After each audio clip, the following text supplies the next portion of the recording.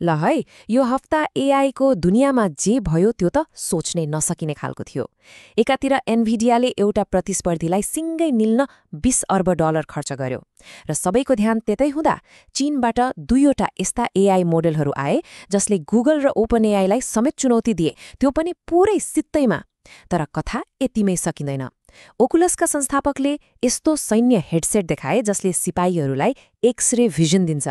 हो, यो हप्ता एआईको भविष्यको एउटा सानो झलक मात्रै थियो र अब हामी यसको हरेक तहलाई खोतल्दैछ।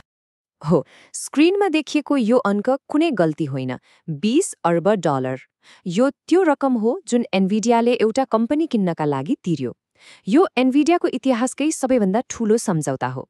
तर प्रश्न उठ्छ, एउटै कम्पनीको लागि यत्रो ठूलो रकम किन? किनभने यो कुनै सामान्य किनबेच थिएन। यो त थियो एउटा सोचे सम्झेर चलाइएको चाल, एक रणनीतिक किल शट। मतलब आफ्नो राजमाथि आँखा लगाउने खतरालाई जरा देखिने उखेलेर फाल्ने दाउ। ल अब यो कथालाई अलि गहिराईमा गएर हेरौँ है त।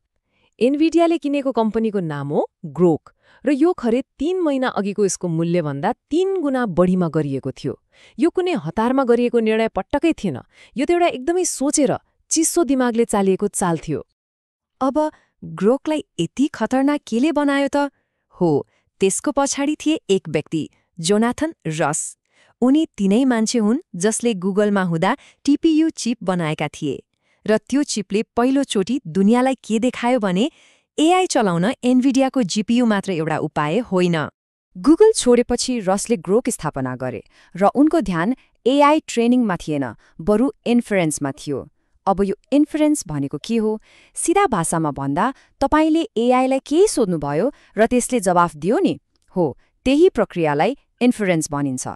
हरेक च्याट, हरेक प्रश्नको पछाडि यही चलिरहेको हुन्छ। यसलाई यसरी बुझौँ न, ट्रेनिङ भनेको स्कुलमा एकचोटि पढे जस्तै हो, खर्चिलो हुन्छ तर एकपटकको कुरा हो। तर इन्फरेन्स भनेको हरेक दिन काम गरे जस्तै हो। जतिचोटि एआई प्रयोग हुन्छ त्यतिचोटि यो प्रक्रिया हुन्छ। मतलब यो लगातार लाग्ने खर्च हो र एआईको दुनियाँमा भविष्यको सबैभन्दा ठूलो खर्च यही नै हो।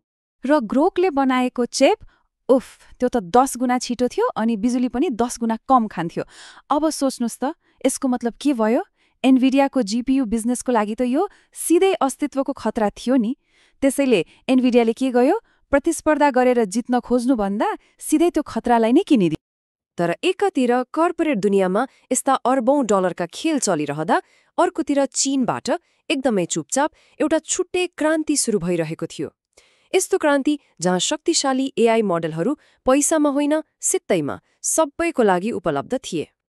यो कम्पनीको नाम हो झिपु एआई र यसले GLM 4.7 भन्ने मोडल निकाल्यो र यो कुनै सामान्य मोडल थिएन। ग्लोबल वेब डेभ लिडरबोर्डमा यसले गुगलको सबैभन्दा नयाँ जेमिनी र ओपन एआईको GPT-5 लाई समेत कडा टक्कर दिइरहेको छ। र सबैभन्दा ठूलो कुरा के हो थाहा छ? यो पुरै निशुल्क र ओपन सोर्स हो। अब यसको असली तागत कति छ भनेर जाँच्न यसलाई एउटा एकदमै गाह्रो काम दिइयो। काम थियो रियल टाइममा चल्ने एउटा स्टक टिकर ड्याशबोर्ड बनाउन। त्यसमा पनि केही खास डिजाइन र टेक्निकल शर्तहरू थिए।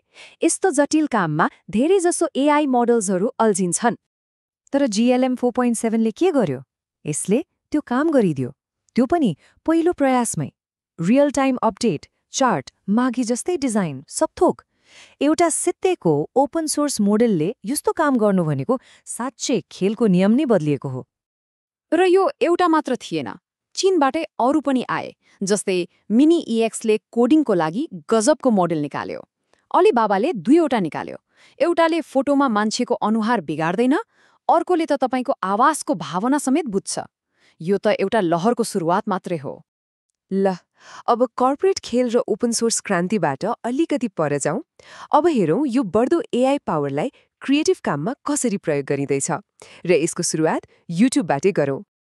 युट्युबले प्लेएबल्स भनेर एउटा यस्तो गजबको फिचर ल्यायो जसले भिडियो बनाउने मान्छेलाई गेम डेभलपर बनाइदिन्छ।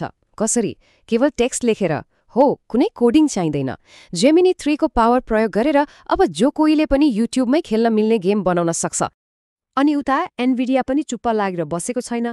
उसले भिजन भन्ने टुल ल्याएको छ जसले भिडियो बनाउने कामलाई एकदमै सजिलो बनाइदिएको छ। सोच्नुस् त, एउटै प्रम्प्ट लेखेर स्टोरी बोर्ड बन्छ, सिनेम्याटिक लुक आफै आउँछ, फरक फरक क्यामेरा एङ्गलहरू एकैछिनमा तयार हुन्छन्। घण्टौं लाग्ने काम अब सेकेन्डमा। अब कर्पोरेट लडाई र क्रिएटिभ टुलहरूभन्दा पनि पर एआईले यस्तो ठाउँमा पाइला टेक्दैछ जहाँबाट विज्ञान कथा सुरु हुन्छ। कुरा गरौँ एउटा यस्तो एआईको जसले आफैलाई हजारौं भिडियो गेम खेल्न सिकायो।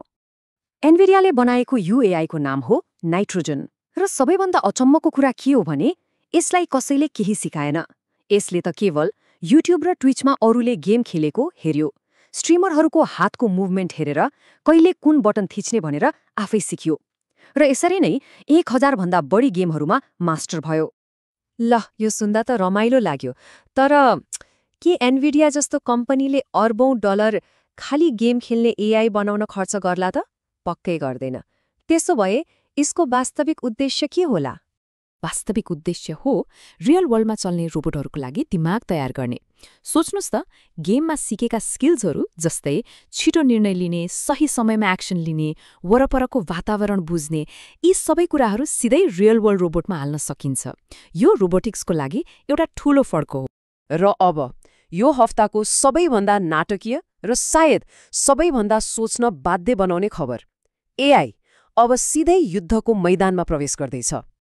ओकुलस बनाउने पाल्मर लक्कीको नयाँ कम्पनी एन्ड्युरिलले इगल आई भन्ने सैन्य हेडसेट देखाएको छ र यसले सिपाहीहरूलाई यस्तो क्षमता दिन्छ जुन भिडियो गेममा मात्रै सुनिन्थ्यो, जस्तै टिमसँग डाटा सेयर गरेर पर्खालको पछाडिसम्म हेर्न मिल्ने, दुश्मनलाई रियल टाइममा ट्र्याक गर्ने र कुनै पनि भाषा तुरुन्तै अनुवाद गर्ने। तर सबैभन्दा अविश्वसनीय कुरा त अझै बाँकी छ। यो सबै चलाउने कम्प्युटर कहाँ छ होला? त्यो कम्प्युटर सिपाहीले छातीमा लगाउने बुलेट प्रुफ प्लेट नै हो।